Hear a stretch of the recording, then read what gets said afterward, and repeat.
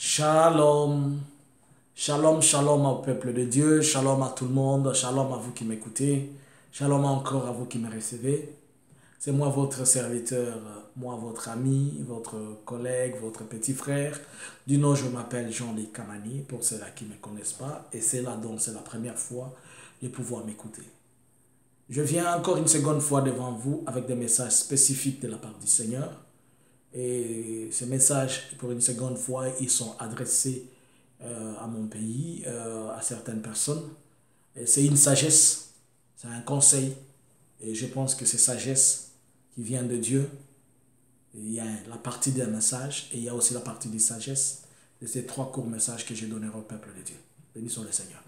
Yahweh, je lève ton nom, je lève ta puissance, je lève ta gloire et ta grandeur. J'aimerais me retrouver devant ce peuple pour parler. Mais quand moi je parle comme Jean-Luc, Seigneur, personne ne reçoit quelque chose. Mais si tu me faisais disparaître, que tu apparaissais, que tu parlais, on recevra ta gloire et ta grâce. Et une personne sera touchée, affectée au nom de Jésus. Amen. Je vais lire un verset pour donner le message que j'ai à donner. Je suis dans le livre de Genèse, chapitre 4, au verset 7. Je lis au nom du Seigneur Jésus. Certainement, si tu agis bien, tu relèves ton visage. Et si tu agis mal, le péché se couchera à la porte et ses désirs se porteront vers toi, mais toi, domine sur lui. Amen.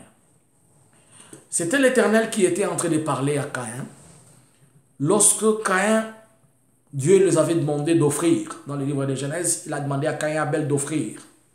Mais avant qu'il ne fasse cette offrande-là, Dieu a observé que dans la vie de Caïn, Caïn commençait à changer d'attitude.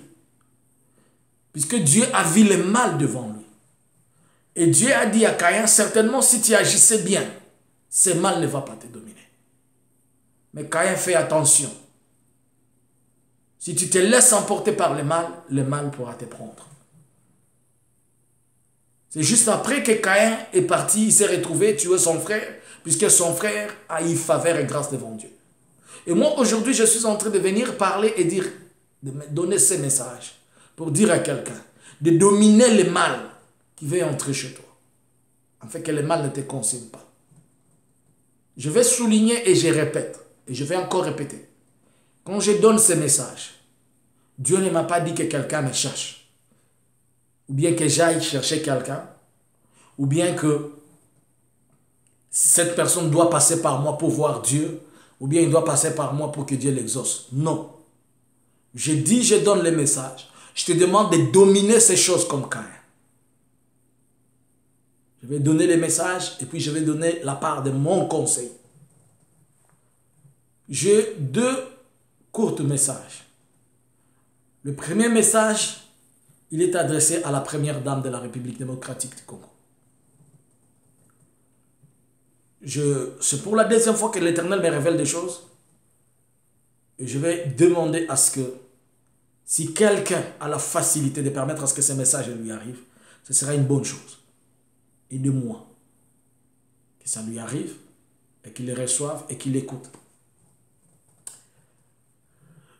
Le premier message, c'est que l'Éternel m'a ouvert les yeux, et je vis la première dame qui était en train de se promener avec son mari, c'est-à-dire le président Félix Tshisekedi.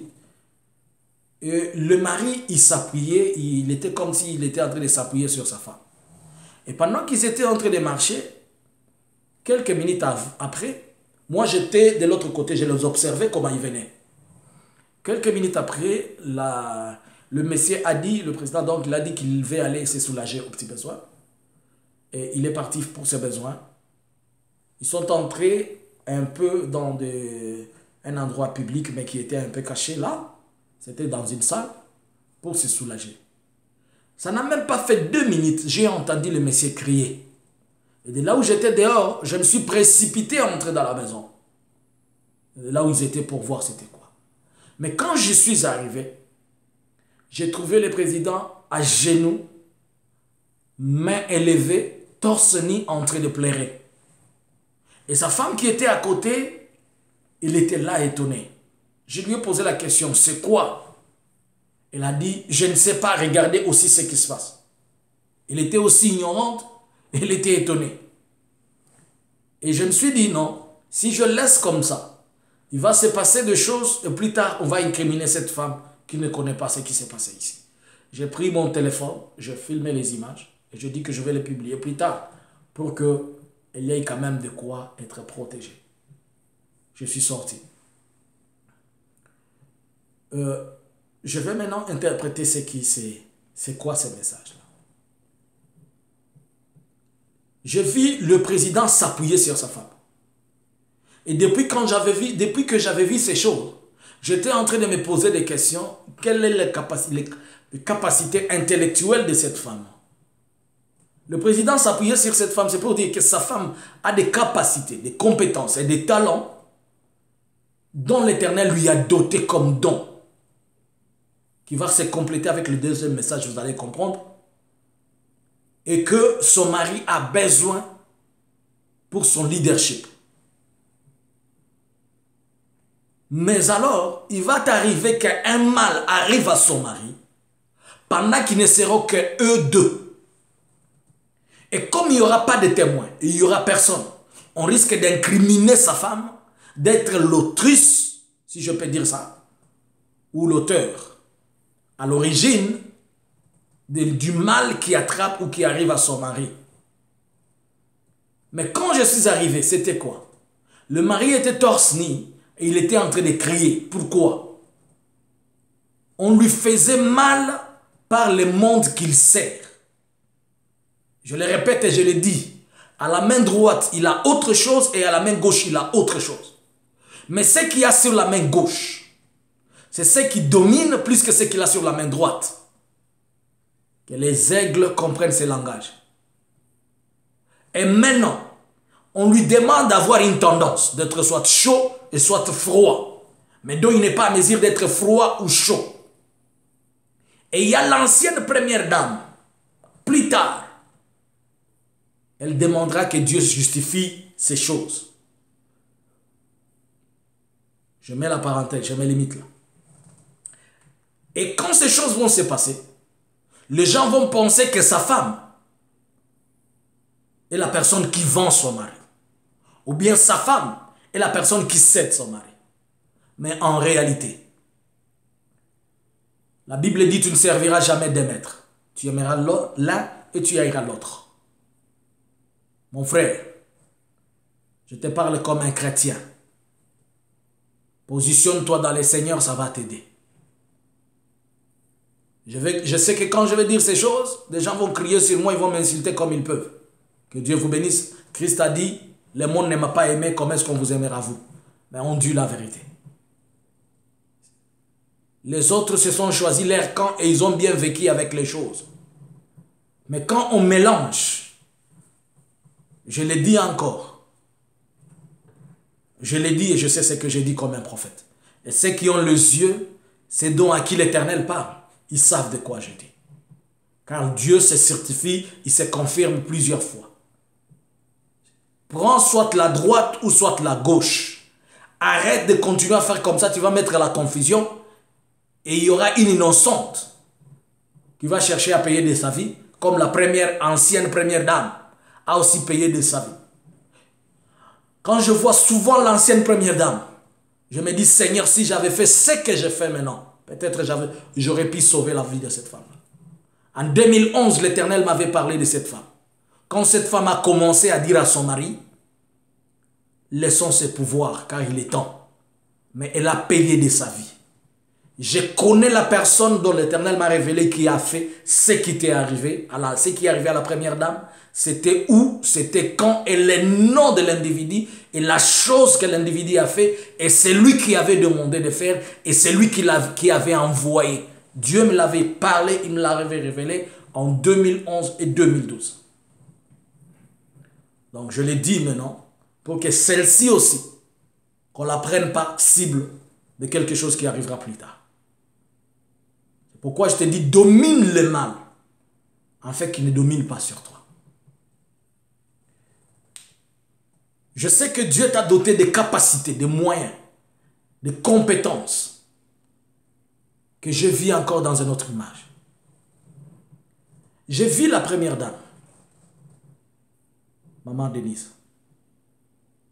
Je l'ai vue, on l'a surnommée Maman Nationale. Les gens l'ont surnommée Maman Nationale. Pourquoi? Je l'ai vue aller dans le pays. Mais je l'ai vue précisément aller au Nord Kivu, à Goma. J'ai vu elle est partie vers une sœur. Puisque elle, c'est la présidente, la première dame, va initier des projets d'assistance aux orphelins, aux femmes victimes de viol, aux délaissés, aux abandonnés. Et je l'ai vu aller dans un ONG. Mais là où elle était partie, j'ai vu une sœur qui travaille dans un ONG qui s'appelle Il Africa.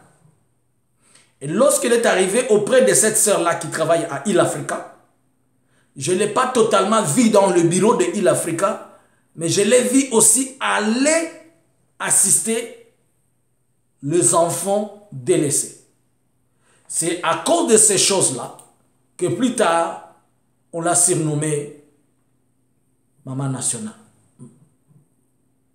C'est-à-dire, dans les jours qui vont venir, elle va se retrouver en voyage. Elle ira au Nord Kivu.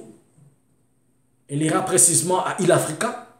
Mais elle va aussi assister des ONG humanité, des ONG locaux ou locales qui n'ont pas de grande assistance financière. Elle va chercher à ce que ces ONG-là, au travers de ces ONG, qu'elle puisse aider et assister d'autres personnes. Vous allez voir que cette femme, dans les jours à venir, elle va être comme une motivatrice, comme quelqu'un qui pousse certaines personnes à arriver à ne pas se délaisser ou à ne pas croiser les bras. Alors, cette grâce que Dieu t'a donnée, dont ton époux se sert, que Dieu t'aide, que tu sois cette mère-là qui veille sur ta maison. Je sais ce que je dis. Dieu ne m'a pas dit que tu me cherches. Je n'ai pas dit que tu me cherches. Je te dis seulement ces choses. Quand vous allez voir ces 2 signes ou 3 signes, si elle va commencer ses activités et qu'elle va se retrouver dans un ONG ou dans un autre, si seulement ces 2 signes ou 1 signe ou 3 signes de ce que j'ai dit peut arriver, que cela l'aide à avoir la sagesse, comme la Bible dit, que celui qui a des oreilles, qu'il écoute ce dont l'ange est en train de dire à l'église. C'était les 2 messages qu'il a concerné. Un 3e message, c'est un conseil. Puisque comme Dieu le révèle, c'est qu'il y a quelque chose à l'horizon. J'ai vu quelque chose que je pensais que c'était des manœuvres militaires. Qu'est-ce que je vis? J'ai vu des avions militaires, des hélicoptères, en train de bombarder dans la forêt. C'était précisément à l'est de la République. Et quand j'ai vu cela, j'ai vu aussi des chars de combat sortir. Et les avions que j'ai vus, ce sont des avions de fabrication russe et qui bombardaient dans la forêt. Ça veut dire qu'il y aura des confrontations de l'armée contre des rébellions et des groupes armés. Mais pendant que je le vis, j'étais maintenant en train de donner conseil à ceux-là qui sont sur la ligne de front ou bien celui-là qui a le pouvoir de commandement. Je lui disais ceci. Ça peut être, c'est bon si vous pensez maintenant que vous devez demander aux Indiens de quitter. Puisqu'ils étaient en train de faire une opération conjointe avec les Indiens de la MONUSCO. Je lui étais en train de lui dire que ça peut être une bonne chose si vous pensez maintenant à demander aux Indiens de sortir. Mais ça va être aussi une mauvaise chose pour vous.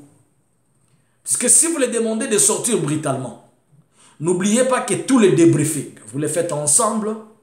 Les plans de guerre, vous les avez fait ensemble. Ils connaissent vos effectifs. Ils connaissent les capacités de feu que vous avez. Ils connaissent les forces de réaction. Et ils ont la facilité d'entrer en contact avec l'ennemi. Donc, vous pouvez leur demander de sortir. Ils vont sortir brutalement, mais ils vont vous vendre après. Et vous allez connaître l'échec. C'est aussi une mauvaise chose de continuer à être avec eux. Puisque là où vous allez au front, ils vous jouent un double jeu.